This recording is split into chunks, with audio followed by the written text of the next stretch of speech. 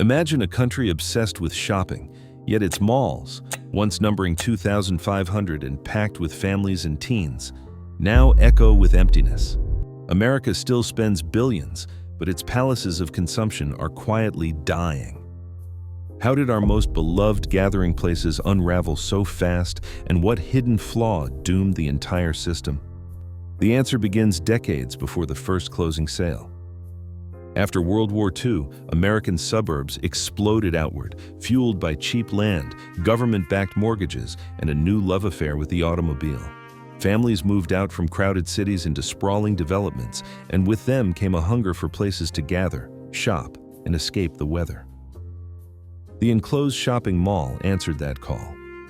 By the early 1960s, these climate-controlled centers became weekend destinations, a place where teenagers could linger by the fountain, parents could browse department stores, and the scent of cinnamon rolls drifted through wide, sunlit corridors.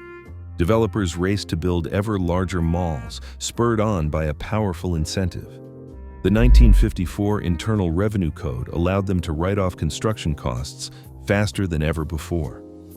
This accelerated depreciation rule turned mall building into a tax shelter, making it far more profitable to construct a new shopping center than to renovate an old one. As a result, malls sprouted across the country, especially in the growing suburbs.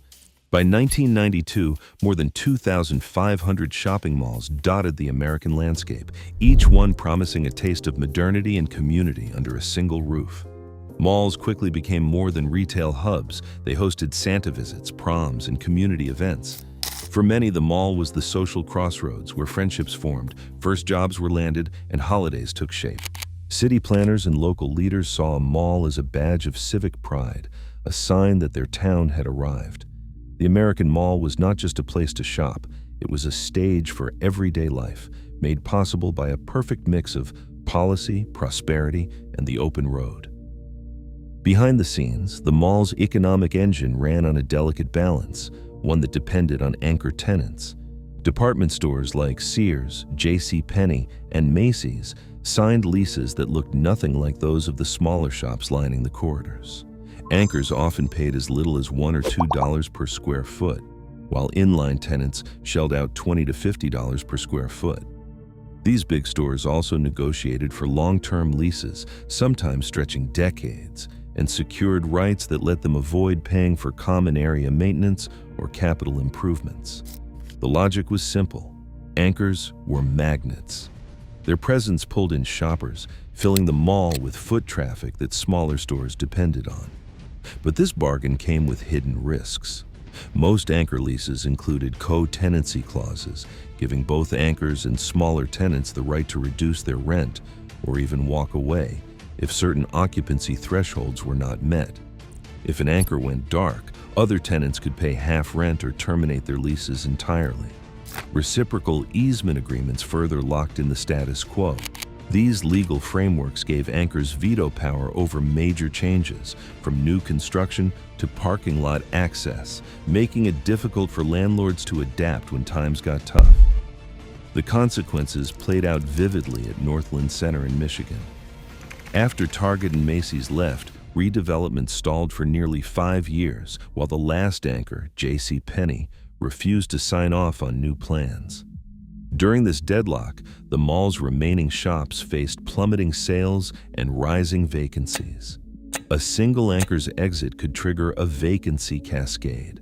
Foot traffic dropped by as much as 40% within months, and property values often fell by a quarter or more in just a few years. As one retail analyst put it, the anchor model built the mall, but it also planted the seeds of its own fragility. Walmart, Target, and Costco did not just offer lower prices, they rewrote the rules of shopping. By the 1990s, these big box giants had moved in on the mall's territory, building sprawling stores with their own entrances, endless parking, and aisles that stretched for city blocks. Shoppers could load up on groceries, electronics, and home goods in a single stop, often for less than what mall stores charged. The appeal was simple: value, convenience, and no need to navigate a maze of corridors just to grab a gallon of milk. The big box format made the traditional mall look slow and expensive. Parking right outside the door became the norm, not a luxury. For families juggling work, school, and errands, the one-stop shop model was hard to resist. Warehouse clubs and off-price retailers added another layer, offering bulk deals and deep discounts that malls could not match. As these stores multiplied, foot traffic in malls began to thin out. This happened long before any bankruptcy filings or headlines about dying retail. Then came the digital wave. Amazon and other e-commerce platforms promised a new kind of convenience, shopping from home with products delivered to your doorstep in days or even hours. By 2023, more than 15% of all retail sales in the US happened online, a figure that keeps climbing every year. Categories like apparel and electronics saw even higher digital penetration, leaving mall-based stores struggling to keep up. Americans still spent billions, but their dollars flowed through screens and fulfillment centers instead of food courts and department store counters. The numbers tell the story.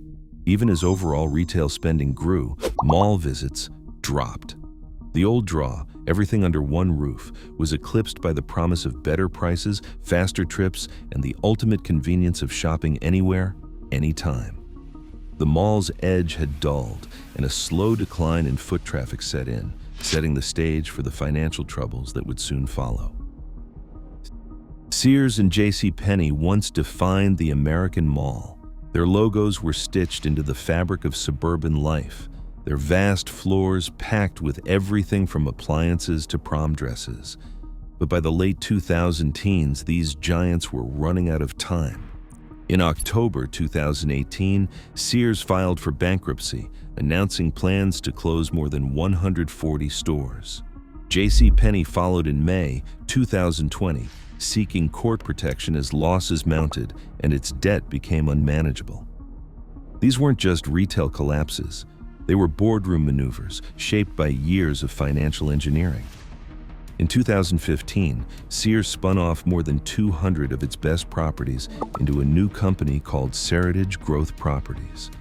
The move was pitched as a way to unlock value for shareholders, but it left many malls with uncertain futures. Instead of focusing on retail, Seritage shifted its attention to redeveloping the real estate, sometimes leaving anchor spaces empty or in limbo. For malls, the fallout was immediate. When an anchor like Sears closed, the ripple effects were felt throughout the property.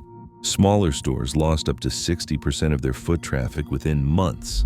Co-tenancy clauses kicked in, letting tenants pay reduced rent or break their leases outright. Mall owners faced a double blow, falling revenue and legal restrictions that made it hard to replace or repurpose the empty anchor space.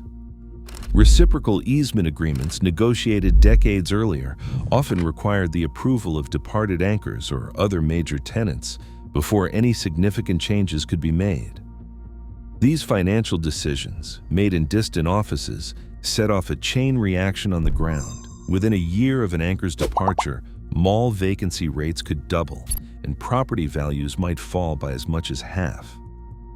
What began as a strategy to salvage corporate fortunes instead trapped entire shopping centers in slow-motion decline, with local workers, small businesses, and communities left to pick up the pieces. A kiosk owner from Rolling Acres Mall remembers the day she realized her business could not survive.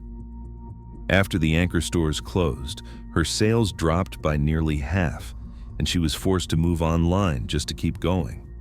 Even then, she only managed to recover about 80% of her former revenue, and the familiar faces she once greeted every holiday season were gone. For city officials, the pain showed up in budgets. When a mall goes dark, local tax revenue can fall by millions. One Ohio city faced a $4 million gap after its main shopping center shuttered.